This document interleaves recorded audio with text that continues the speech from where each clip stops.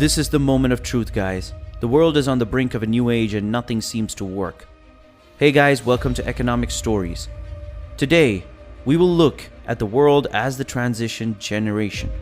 So sit back and relax as we unfold pressing issues and the changes that might have on the ecosystem, the prices, and everything around. Will cryptocurrency be the new normal?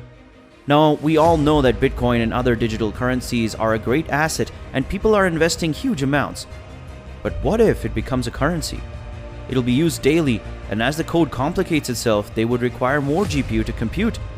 El Salvador is a country in Central America that recently gave Bitcoin a status as a legal tender.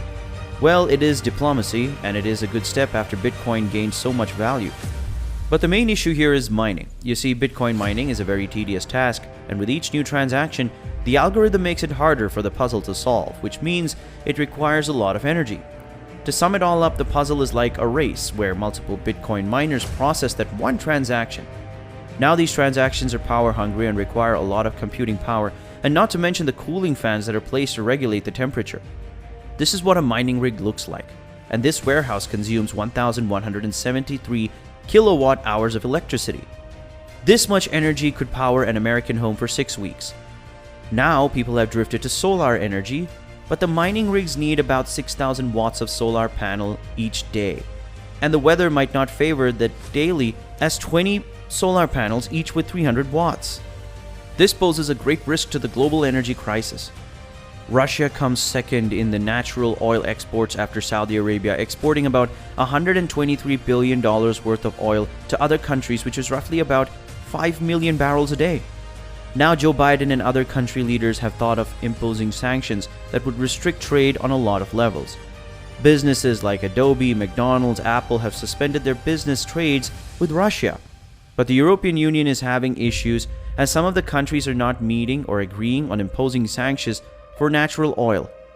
Now a country that supplies 5 million barrels a day can create a huge crisis if they were to stop trading. Let's see the situation pre-invasion. Russians claimed that they were maintaining their oil tanks and sent less oil to Europe. Now keep in mind that 40% of their oil and natural gas comes from Russia, and major countries such as Germany depend on these resources for almost everything. This means that the shortage of these valuable resources is going to create chaos and a rise in oil prices. This European situation foreshadowed the global condition after a few weeks. This is what's happening now. Police are warning civilians and making sure that their people are not stealing oil from the car tanks. People are closing their car service businesses as they cannot cope with the rising prices. 70% of the people are disapproving of Biden's handling of gas prices and inflation. Well, we never know if the prices are increasing from the market's fear and speculation of these resources, or how much of it is actually because of the decreased supply. But why is it rising? In recent months, due to global warming and other factors, there has been an increase in gas demand, as household utilizes more energy to regulate the temperatures in their houses. In countries like Brazil, the drought has made dams less efficient for power generation. Europe has been extremely cold, and so there's an increase in demand to regulate the temperature in their houses, and the storage tanks have been depleted to dangerous levels, even before the pandemic. Moreover, European natural gas production has been declining ever since 2005. This decline happened as the suppliers in these regions, like the UK, had environmental concerns, and so they shut down their storage tanks. Like Centrica shut down their oil storage, which was the largest in the UK. Now the facility could store 70% of the country's gas demands, and losing that means that they were putting all their gas dependence on international imports.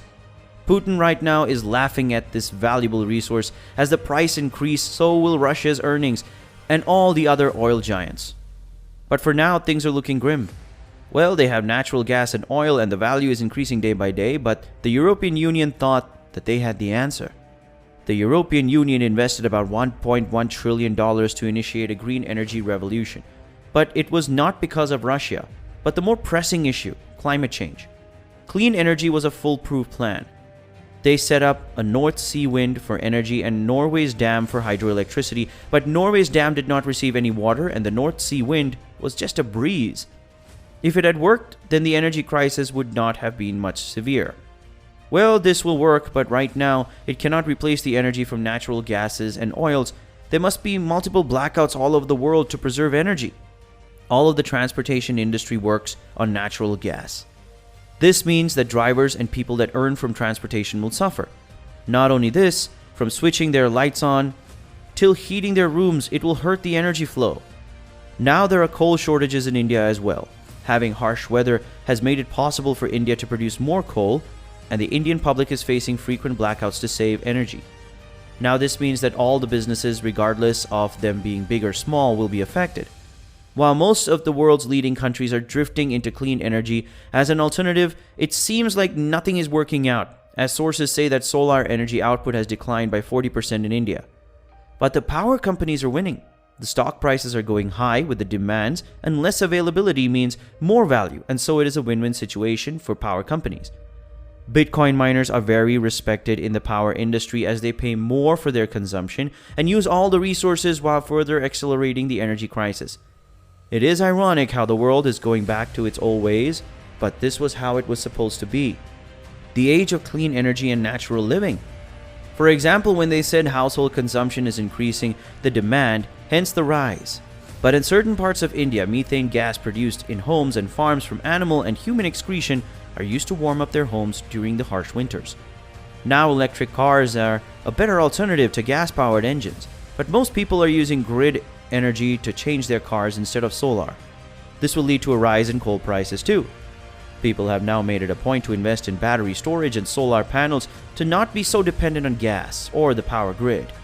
And this cement age is devastating the world.